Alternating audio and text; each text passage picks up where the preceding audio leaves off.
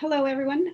Welcome to the International Biogeography's Funk lecture series on biogeography. In a couple minutes, David Noguez Bravo will introduce our guest speaker. So I'll now turn it over to David Noguez Bravo, our VP of Communications for the Society, and to introduce Inger. Thanks. Thanks, Karen, and thanks everyone that is here today. And obviously, thanks to our speaker today, Inga Alsos. Inga is a professor at the Arctic University of Norway, and she has been one of the pioneers in the integration of paleoecology, ancient genetics, species distribution models, and other widely used tools.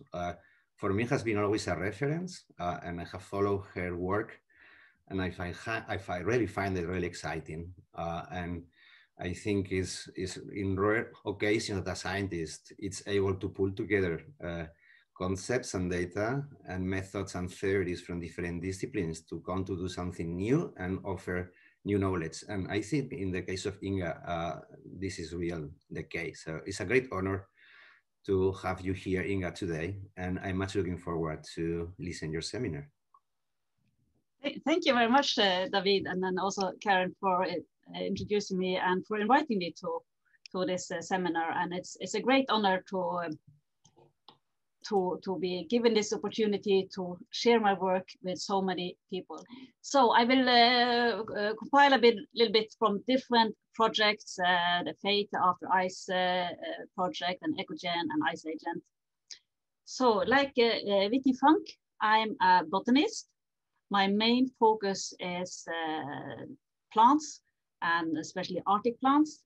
But in principle, what I will show here could be done any place and also for other organisms. So I love the Arctic. Arctic is the place where you expect the most severe impact of ongoing climate changes, but it's also the area that has the most severe climate changes in the past. And it has been this big debate of what happened to the plants, especially during past glaciations. Did the big ice sheets just wipe out all life, the so-called tabula rasa or empty table theory, which then would imply that species survived somewhere south or east or west of the ice and had a really high dispersal capacity, so high mobility of the Arctic flora, but maybe less ability to survive and resist climate changes. Whereas the opposite view, glacier survival, we know that there were ice-free areas, and we think that at least some high Arctic plant species did survive there, which of course then gives a shorter dispersal distance, but a higher ability to resist climatic changes in situ. So we've looked at this both using modern and ancient DNA. Earlier years, we used sort of the classical phylogeographic methods, used DNA fingerprinting, travel around, picked some leaves of different plant species, did the fingerprinting analysis and found different genetic groups and used the genetic relationship and genetic diversity to infer the dispersal routes. And if you do this for many species, like we did in the Amphi-Atlantic region, you could compile the pattern seen from the different species, and you see a quite complex migration pattern, but also the sort of the major dispersal route. And first of all, what we discovered was that the nearest source region was not the major source region. So there's some agent helping dispersal. There must be some dispersal vector.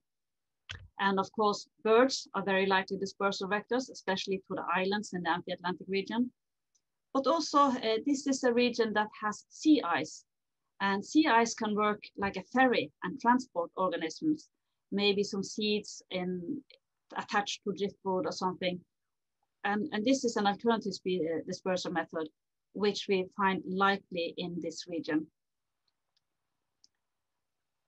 But there are limitations on modern DNA. You can't get an accurate date. So I can't say whether this dispersal event happened 1,000 years ago or 10,000 years ago. And also, if there were any species surviving glaciation, this would not be seen in the modern DNA data, because they could be swamped by genetic, by later immigrants. So therefore, we cannot be sure about the dispersal routes and when a species was at a certain place. So that's why when ancient DNA sort of became up as a new proxy, I really thought this is the way to go. And I mainly work on lake sediments. And the reason is that everything that grows around a lake will sooner or later end up on the bottom of that lake. So by taking a lake core and dating it and then extract DNA from it, you can reconstruct the vegetation around the lake throughout the period. So we go out preferably in winter when we have, when our lakes are covered by ice, because then we have a nice stable platform to work from, and we take our cores up to 6 meter long cores with the current equipment. Or for other sites, like in the Alps, we mainly do it in summer, and then we have to core from a raft. We have around 100 to 250 kilo of equipment, depending on what we take. So we are either depending on road access or using helicopter or quad bikes or something to get the equipment in. Then we take our cores back in our COVID-free space. So this is the safest place to work these days. It's completely sterile environment. We wash down the entire lab between each core, so it's we just keep it as clean as possible. We take our samples directly from the core. We use generally we use kits to extract the DNA. The most used method is metabarcoding. This is a PCR-based method. It's the cheapest method, and that therefore it allows us to take large number of samples. We work on a very short fragment of chloroplast DNA, the TRNLP6 loop, which is on average 50 base per long. And we run each DNA sample 8 times, so 8 replicates. Then we do the library preparation and sequence it. And then it's a bioinformatic work to match the DNA fragments we detect in the samples to our reference library. Our first study was from a small ice-free refugia in northern Norway. And we were very surprised when we up at this site discovered DNA of pine and spruce. And it was discovered in layers dated to 18 to 22,000 years. So we already knew that some high Arctic species probably survived there, like Arctic poppies, but it was really unbelievable that we should find pine and spruce DNA. And it was truly unbelievable, and not everyone did believe it. We got comments on our work saying it was failed to present convincing evidence and that it did not exclude contamination. Also, of course, that the DNA could come from long distance dispersed pollen, or maybe there was DNA leaching, so DNA going through the sediment layer. So several type of errors could have happened. We did the laboratory procedure in 3 different labs, and every time we got the same results. So we thought that there was no risk of contamination. What we did agree that this is a new proxy and we need more work to understand it better. So we went to a site in Scotland, and this site had historical maps. So there was no conifers at all in the region until they started with plantation in the 1950s and extended it in the 1970s. So here we could look for DNA leaching and whether DNA comes from long distance dispersed pollen. And luckily, the answer to both of them were no. So that is not a problem for DNA. We also looked more into what the DNA actually represents in terms of vegetation.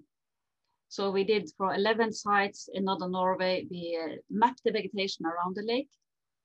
And then we took a DNA sample from the center of the lake and compared the DNA with the vegetation surveys. And we find almost all plants that were in the DNA were found quite close to the lake, actually the majority within 2 meters or actually within the lake itself. And whether you detect a species or not depends on how abundant it is in the vegetation, so the biomass of the plant, how far away it grows from the lake. But there's also some variation due to family. So some plant families have very long fragments, and they are more difficult to get, or they have a so-called primer binding mismatch, which makes them more difficult to get. And other families you get lots of. And also there's some variation due to sites. So some sites we have problems to get good DNA, and now we learn more. We know this is very much often due to algae. High DNA concentration of algae reduces the vascular plant DNA. In general, the detection is from 25 to 60% of the taxa, also now including some more recent work. One of our best sites has been this one, Bolshoi in the polar Ural. And here we had access to a core that is 24,000 years old from Jon Svendsen and the group in Bergen. And we did both DNA and pollen. So Charlotte Clark did the DNA and Anne Bune did the pollen work. And most of all, what we see here, the floristic richness estimated from pollen is very different from the DNA. You see in red here, on average, 20 taxa per sample were detected throughout the period for pollen. Whereas in DNA, you see there's a big increase. It's more than doubling of the number of taxa from the full glacial to the Holocene period. And most of all, the DNA is very good at detecting forbs. And forbs are insect pollinated, and that's why you don't detect them much with pollen. So you get you detect more of the richness that is in the environment. So having learned more about DNA, we went back to this famous site in northern Norway and took 3 new cores. And of course, we hope to find pine and spruce DNA again. And actually we did. All 3 cores have been analyzed 3 times, and always we found just a few records of DNA, just scattered in the late glacial period. However, we also discovered a few records of pine and spruce in the negative control. So now we included really huge number of negative controls, more than 700. So now we could see that low frequency contamination, probably from the reagents, and that's the reason also we find the same result in different labs, that could cause that we also find pine and spruce in the samples. Or the pine and spruce could really be there. Actually, they had a slightly higher frequency, but the frequency is so similar, so we cannot really conclude. However, what we did find in this site, we find high nitrogen and carbon isotopes, especially in this earliest period, A1 to A4. And we found a bone of little oak. There was clearly a local bird cliff, or at least we believe there's a local bird cliff there. And a review of all records of plant species there show it's a quite unusual combination of plants, including several that could, or that have similar climate requirements to pine and spruce, but we didn't. So we cannot exclude that it was there, but we also don't know. So we focused on many other sites, especially in northern Norway and in the Alps. And we choose these 2 sites because northern Norway has over low human impact, but similar climate to the Alps. So we wanted to distinguish the effect of climate from human, but also look at the effect of biota itself, so grazing pressure and other things. So far, we've mainly focused on the effect of climate, especially on species richness and species pools. And in northern Fennoscandia, there is this debate about whether there's still an effect of the glaciation. So is there a big dispersal lag still that has affected the accumulation of taxa in this region throughout the Holocene? Or was that just a rapid immigration and there's no sort of legacy of the Ice Age anymore? If you look at all pollen studies, or the majority of pollen studies found in this northern region, as Gisek et al. Have done in this paper, you see these are all the pollen sites that are within the previous glaciate area. And here you see the average number of pollen types identified per 500 time slice. And you see around 1,200,000 years ago, you had maximum richness. And then it dropped down to around 7,000 years ago, which then indicates there's no dispersal lag because the diversity is going down. And then it goes up from the last 7,000 years, and that's mainly due to human impacts, so clearing of landscape and also anthropogenic species. So do we find the same with DNA? We looked at these sites up here, and this is work together with my co-workers, Lily, Pete, Yuri, Tony, and many others. And we looked at 10 lakes situated sort of from 11,000 to 15,000 years ago, but we compare only for up to 12,000 years. And so the lakes represent different vegetation types. Not sure whether you see your pointer. Kutsjärvi is it's a spruce forest. We have the northernmost pine forest, birch forest, and also high altitude sites like Jökulvannet, where we had up to 200 taxa, up to 65 taxa per sample. So in total, we had 387 samples and 90 control analyzed, but we really, because we wanted to compare the richness across the sites, we did a very thoroughly quality control to get rid of all low quality samples. So we retained 316 samples, which represent 12 to 55 samples per record. And in total, we found 288 terrestrial plant taxa, which is nearly half of what is known from the region today. Here you see the local richness, how it developed over the 12,000 years. And it varies much among the sites. There's generally an increase during the early and middle Holocene. And most sites, the ridges are actually not leveling off. If I to the same diagram add the accumulated richness, the local species pool. Again, you see the high increase, especially during early and also part of middle Holocene. And most sites are still not leveling off. We tried to see how much this was explained by climate. So we used the N-grid core from Greenland as a proxy of temperature. And we see that in the early Holocene, there's a strong positive effect of climate. It's a marginally negative effect in mid-Holocene and negative effect in late Holocene. So that means any further warming during the middle or late Holocene had a negative rather than positive effect on species richness. But basically it was the early Holocene warming that had a big effect. And it's probably not only a warming effect, because we have to remember this was empty land and a lot of available space, and as soil developed, plants could grow everywhere. We also looked at the nutrient index. So we made a nutrient index based on bedrock maps and bedrock weathering. And there's a strong positive correlation between nutrient index and richness. And you see this through all three time periods. So this is much what you know also based on modern ecology. But we show that this is consistent through time. And here we compile the data from all 10 sites. And in blue, you see the regional species pool. The figure B shows the N-grid. So you see that the rapid warming until around 8,000 years ago, or especially from 12,000 to 10,000 years ago. And you see this is also the period where you have highest accumulation of species. Then there's a slow in the increase from around 7,000 to 5,000, and then slightly the rate of increase goes up again. And only the last 2,000 years, it's more or less saturated.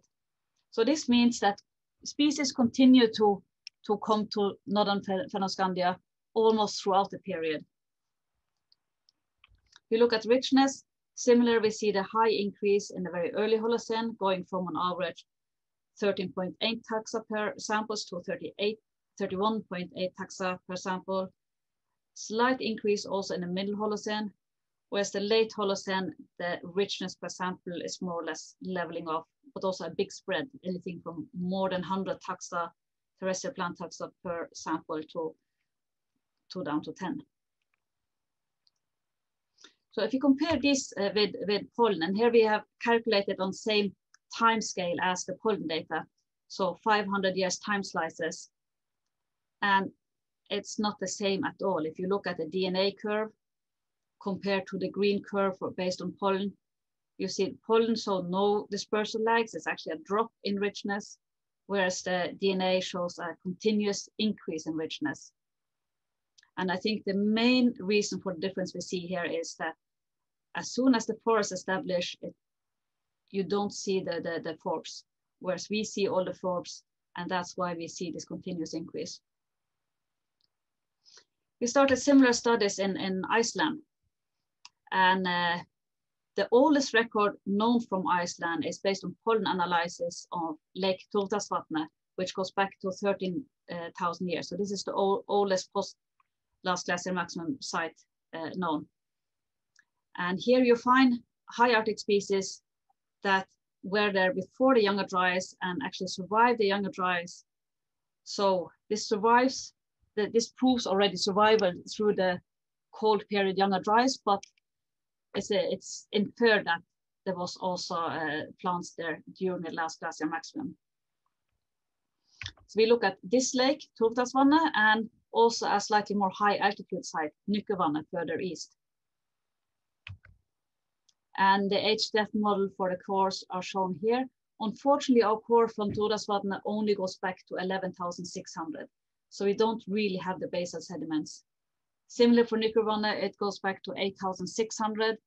It was deglaciated probably around 10,000. So also here we lack the very basis. So when we look at immigration, we have to bear in mind that we don't have the very earliest vegetation at the site. If we look at the forbs, for example, from Lake Turdalsvatn, we see we have a selection of high Arctic forbs that are present there already before 10,100 years ago.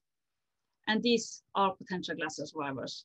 We cannot prove it, but at least they were present in the earliest record. But then around 10,100, we have a massive immigration. So this is when all proxies show that there is a warming of the environment in Iceland. And that's when a lot of species come about simultaneously. We see also that the tree species come in at around that time. And the next big break isn't until 1,000 years ago when humans arrived to the island. And for example, we see Juniper communis, Juniperus communis was present throughout the record from 10,000 until 1,000 years ago. And then when the humans come, this is a plant that they use for both for fodder and for fuel, and it just disappears from the catchment. So this is the biggest environmental change is the warming around 10,000 and human arrival around 1,000. But let's look at the arrival of species. And here we split the species into different functional groups. And you see some functional groups arrived very early and hardly any new species of those functional groups arrived later, like trees, shrubs, dwarf shrubs, vascular cryptogams, and aquatics. This is for Turdalsvatn. And well, in this one also bryophytes arrived early, whereas especially forbs sort of comes a little bit later as well. If you look at Nyckelvatn, we see similar pattern. Vascular cryptogams, dwarf shrubs, trees, shrubs, aquatics, again, arrive very early. Bryophytes, forbs come also later. And here we compile all data, also including an earlier review based on all DNA and all pollen and macrophossil studies. And you see, except the forbs and some bryophytes, basically around 8,000 years ago, most plant species had arrived. So this is the black curve here shows all species that had arrived. And then you see the curve combining all the different functional groups for Nyckelvatn in yellow and Turdalsvatn in blue. And you see it's a very early immigration. Here the richness continues to increase at Nyckelvatn, whereas Turdalsvatn is clearly leveled off. Remember, this is only 2 sites. In Northern Norway, we have 10 sites, and the pollinologists have maybe hundreds of sites they can look at. So we need more sites to find the true immigration curve to Iceland. So maybe the true immigration curve, if we would add more earlier cores, would look something like that. And I hope we will answer this in the near future. But if you now compare what we have from Iceland with what we have from Northern Norway, you see the clear leveling off in the mid-Holocene in Iceland. compared to northern Norway, where you have a more or less continuous immigration. And we think this is mainly based on the dispersal vector. Iceland is an island. It's a long distance to any source region. And we think that the sea ice has been important for immigration to Iceland. And after around 9,000 years, it was only occasional sea ice until the recent cooling. So that the major dispersal vector might have been lost for Iceland. Future studies will show whether we are true on that one. And for northern Fennoscandia, it's continuous land region.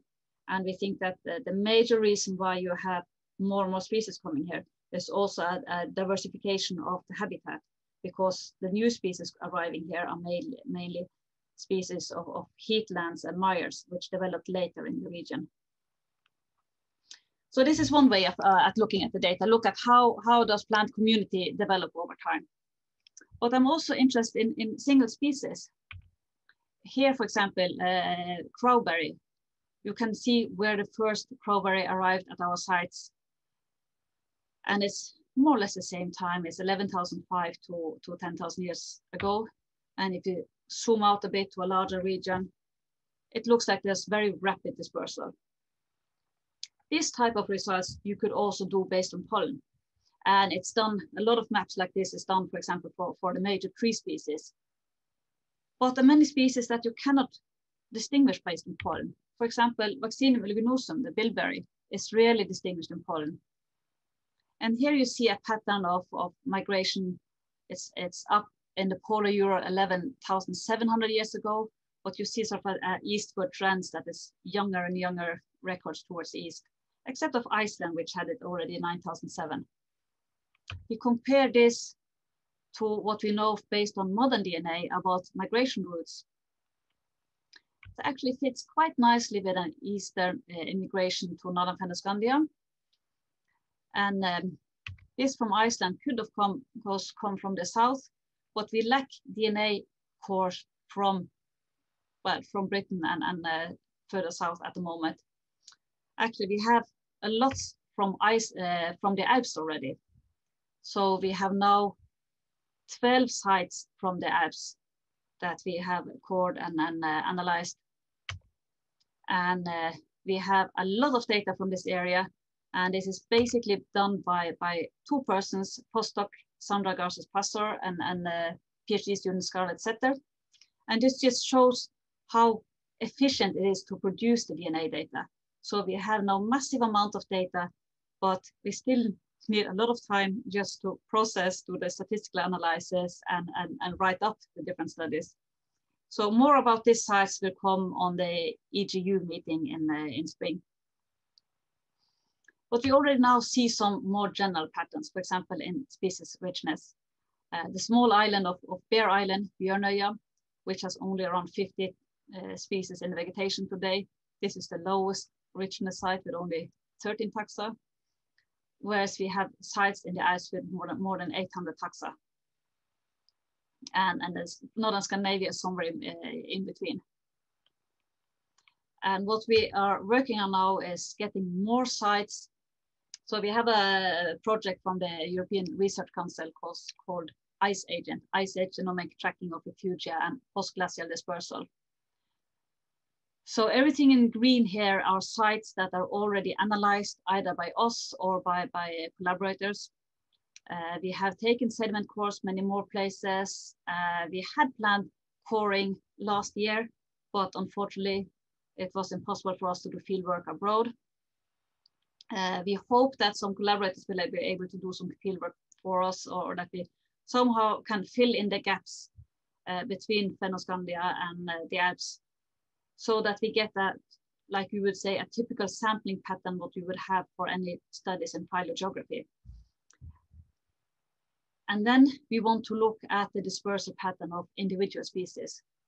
And to do that, we need a big DNA reference library, which we already created. So we looked at the herbarium in Tromsø Museum and found more than 2,000 species here, which we did shotgun sequencing of.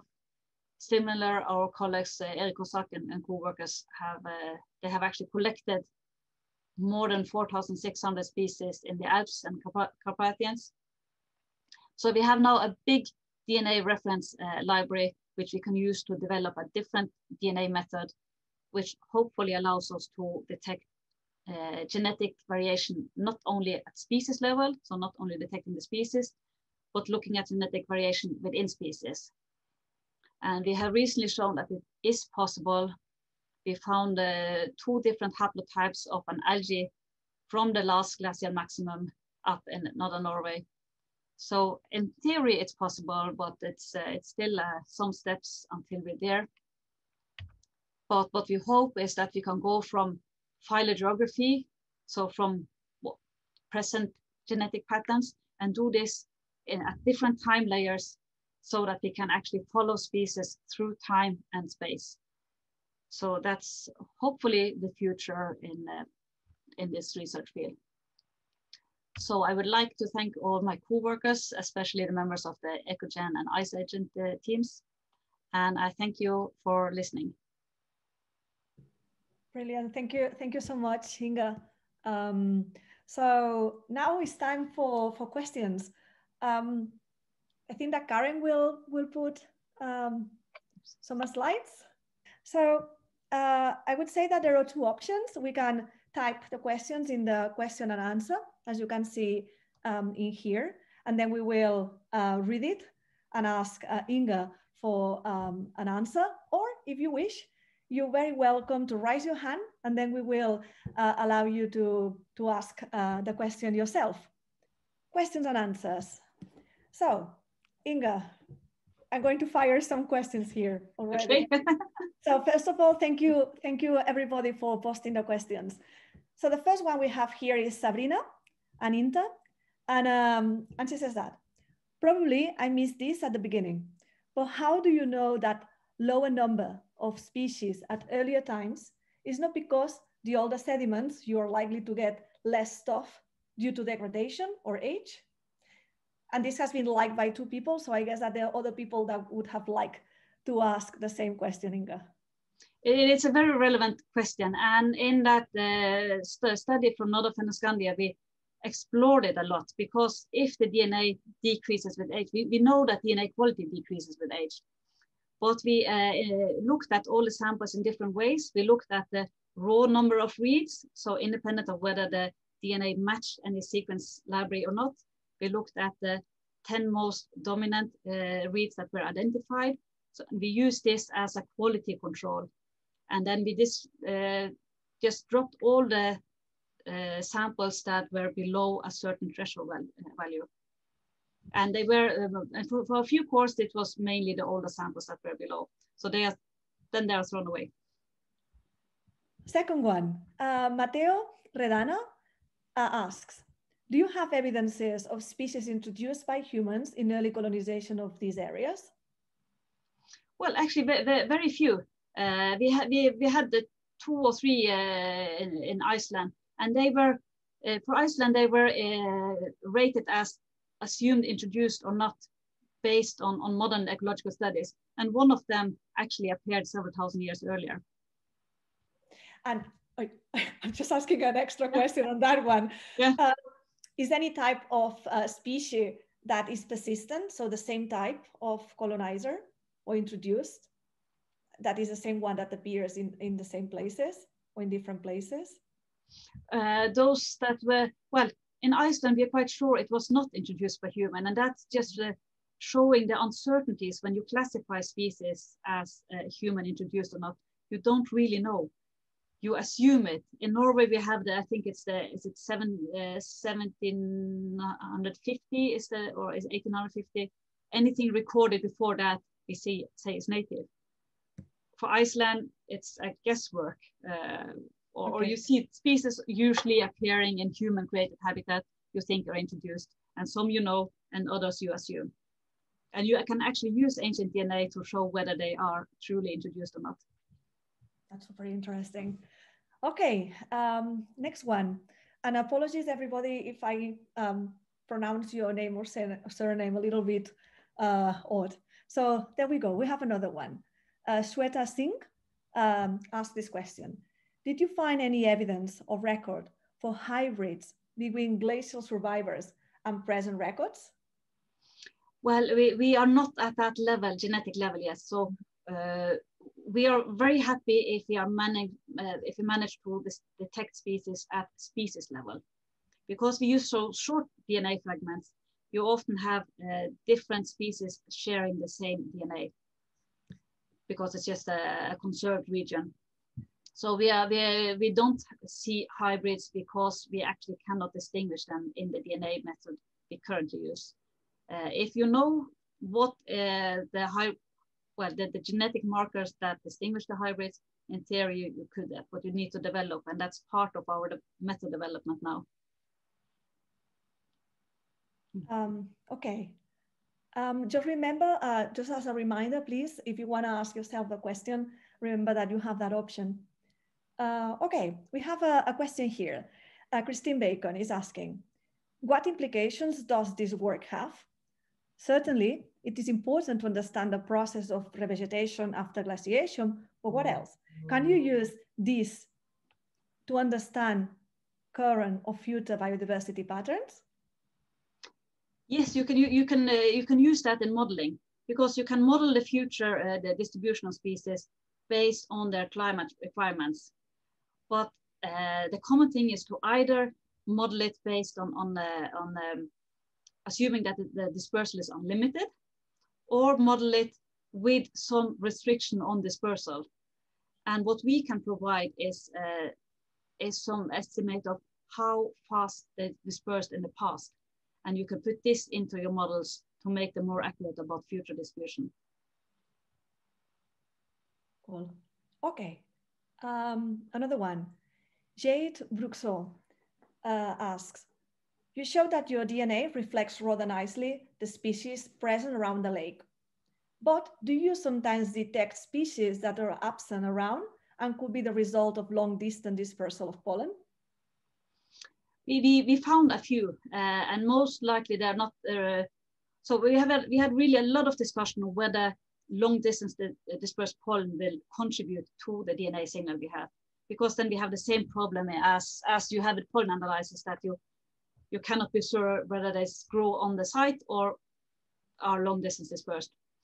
In general, in theory, pollen could contribute DNA. Especially conifers, because conifer pollen carries chloroplast DNA. Mm-hmm. Angiosperm pollen generally has very low level of chloroplast DNA, which is the DNA marker we use now. But the biomass, so the amount of chloroplast DNA from pollen, would be very low from any long distance dispersed pollen compared to the local species. And in general, we have problems to detect the rare species.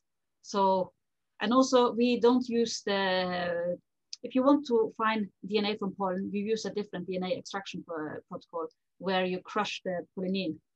We don't do that for our studies. So although in theory you can find it, in practice that would be very low contribution. Brilliant. More questions.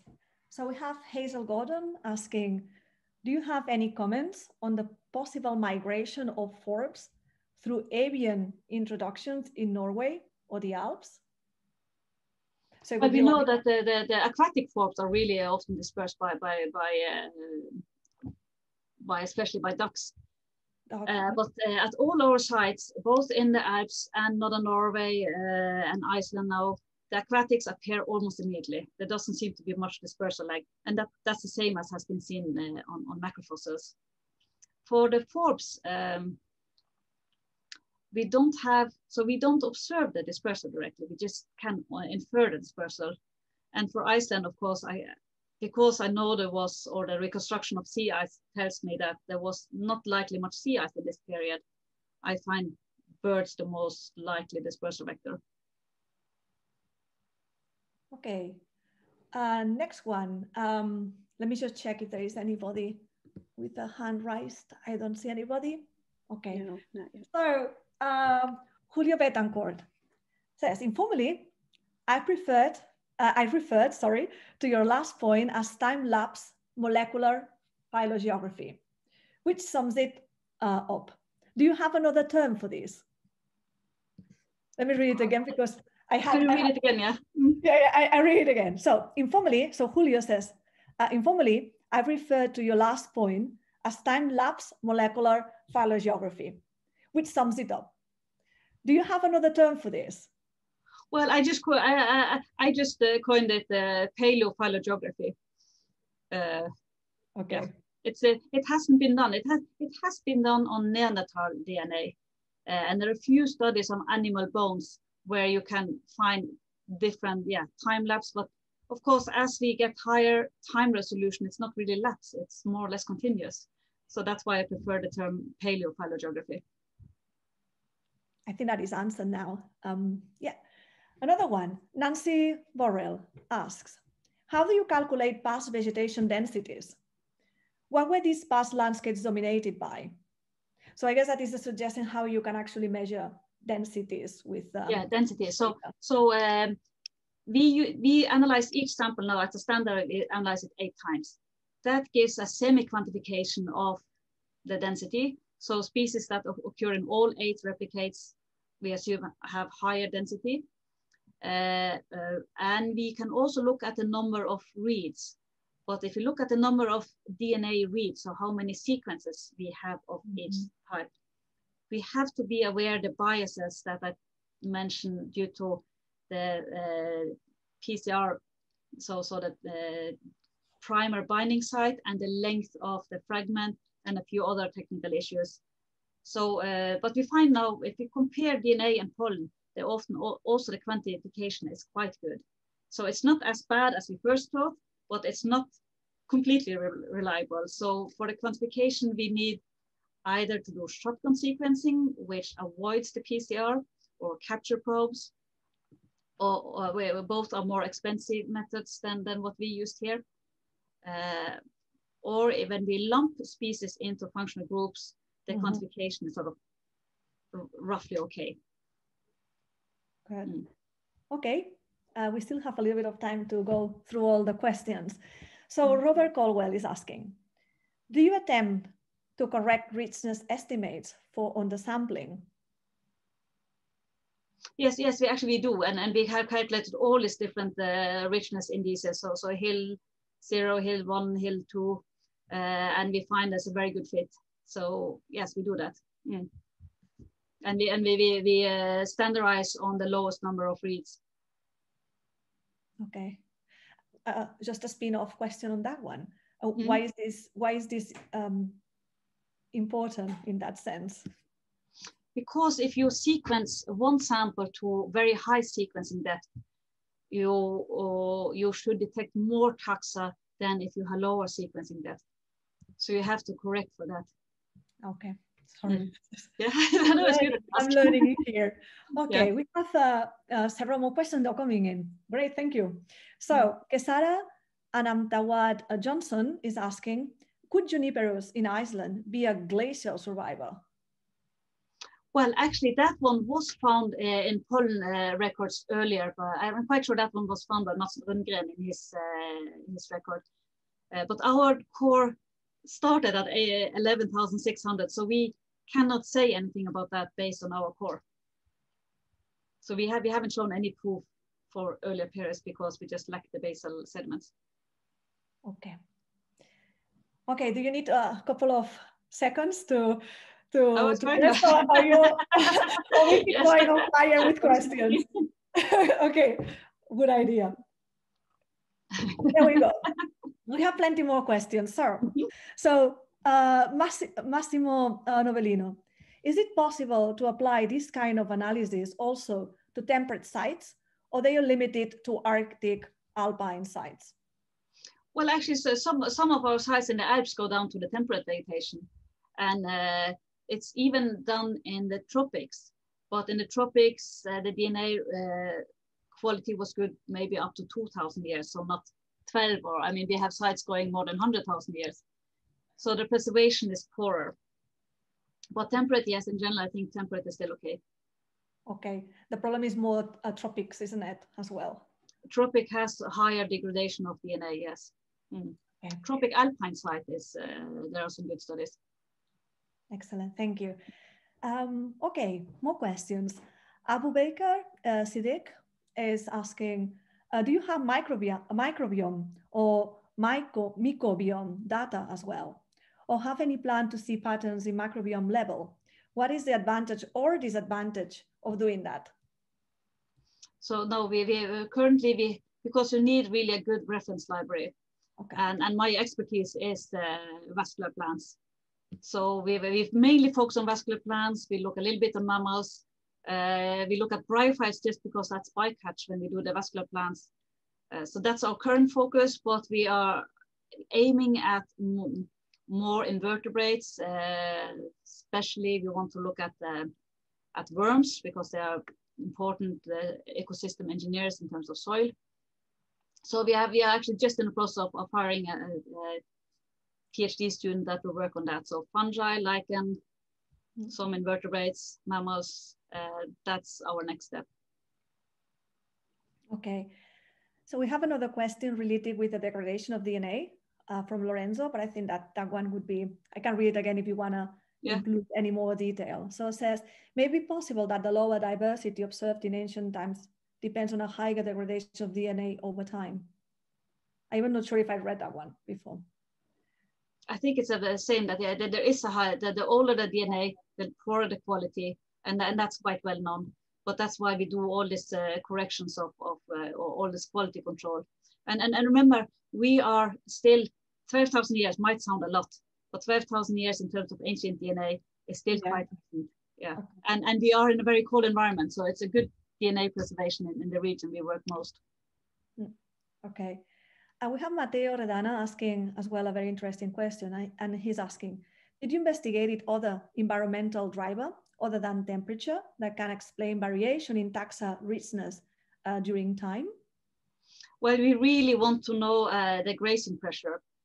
So that is we initially did some studies on mammal DNA and run the same mammal primer as has been used for a site of domestication or where there are domestic mammals in the Alps.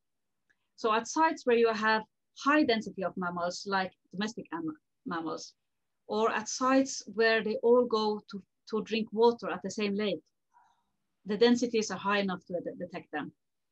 But most of our sites, I mean, there's water everywhere in northern Fennoscandia, and the population density is not high enough. So it's more random whether we detect them or not with the current method. But we are working, and other lab groups are also working on improving mammal DNA from lake sediments. Wow. Sounds very exciting, this. Yeah. Okay. Okay, Sim Veski asks, are your plans to sample the Baltics this winter still active? Oh, that's very nice, Sim. Yes, I was actually going to write to you. Yes, we would really like to have samples from the Baltic. You might have noticed they were on our map. So yeah, I should have a meeting with you very soon. Okay. And anyone else out there who have cores from the empty spots on our map, yes, we would really like to get in collaboration with people that can provide us cores. We are a bit stuck up here this year. Okay, so now there are coming some technical questions as well in terms of the methodology. So I will just start from the first one that enters the question and answer box. And it's Christine Bacon. And she says, have you had success with any NGS techniques yet for species identification, such as target sequence capture? Well, we have not done sequence capture ourselves, but another group has samples from the same 11 lakes that we did, that I showed you where we compared with vegetation. So the same 11 lakes have been analyzed with a payload chip developed by Tyler Murchie and co-workers. But it didn't give the same taxonomic resolution. So the metabarcoding gave higher taxonomic resolution. And that's why one reason we stick to it for the moment. Okay, so more to come as well. This is just an amazing start, like the reach of all these methods is amazing. Another question from as well, a little bit about techniques and degradation, etc. So Massimo Novellino is asking, how far back is it possible to go in time with this kind of analysis? So our analysis go back to 110,000, I think is the oldest sample we analyzed here. But you can go much further back, and it's very much depending on the preservation of the DNA, and also, of course, the quantity of DNA. So for bone DNA, they go much further back. Okay. But actually, in our region, because it was glaciated, it's the major problem is to find older sediments. Whereas 50,000-year-old sediments in Beringia, so Alaska, Siberia is fine. Wow. Okay.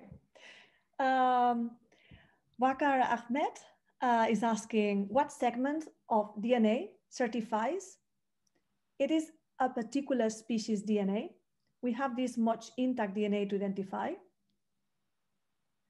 I'm not sure whether I got the question correctly. Yeah, so I think that I read it again. So what segment of the DNA, it is a particular species DNA. So I guess that what suggests is, which is the minimum of this segment of DNA.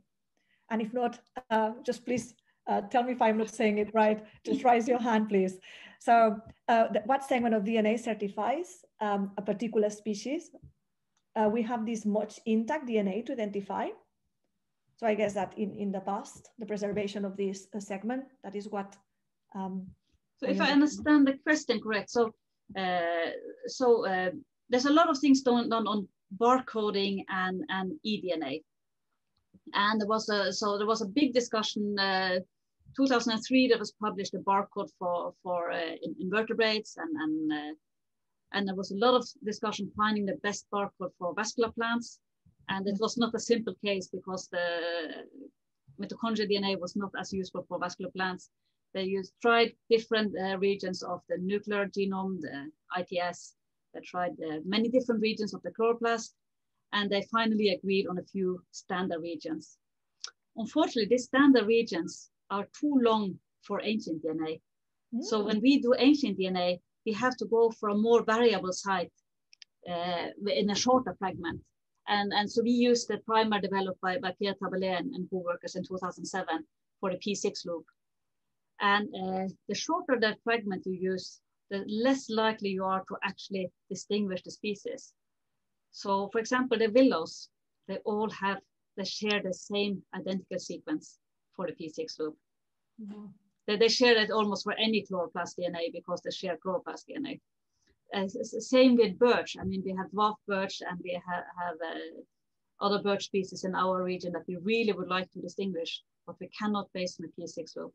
That's where we need to develop other markers that we can use. Wow. But the major problem, if you want to do this method in other regions, the major problem is that although there might be a lot of your local flora represented with the standard barcodes, they are not good for ancient DNA. So you need to just take the same DNA extract and run or sequence the P6 loop, and then you have a reference library for your region. Wow, and we are heading now towards the last question of the session. There we go. So Rob Harbert is asking, with PCR metabarcoding, is it possible to identify patterns of DNA damage? For example, cytosine diminution? If not, do you have plans to use shotgun sequencing to verify some of these plant DNA as ancient on the basis of DNA damage? Yes, so the answer is it's not possible to identify because you do a PCR, you cut them at the ends where you will see this damage pattern. So that's the advantage of shotgun sequencing. And we have done shotgun sequencing on some of our sites. There's one publication, Perducci et al.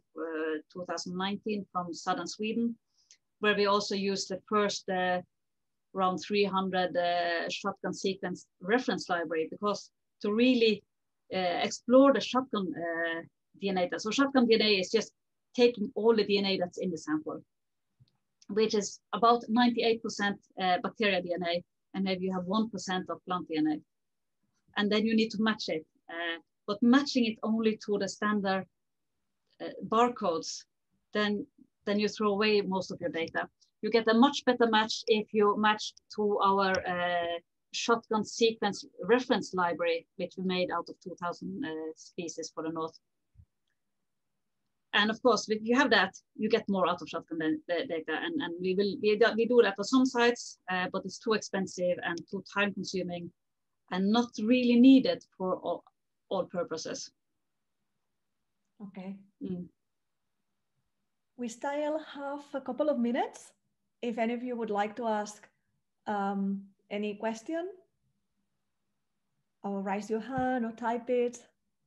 Oh, we have one here.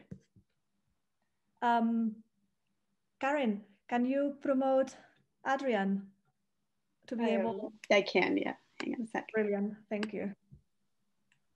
Theoretically. So. Hear me? Yes. Yes. Okay. Sorry, I've got a problem with the camera at the moment. I have a question actually based upon the methodology that's been talked about. Are you considering the use of sort of intermediate methodologies such as RNA capture, RNA-based bait capture of the aDNA, which would allow you to see the ends of short fragments as well as focusing on other plants?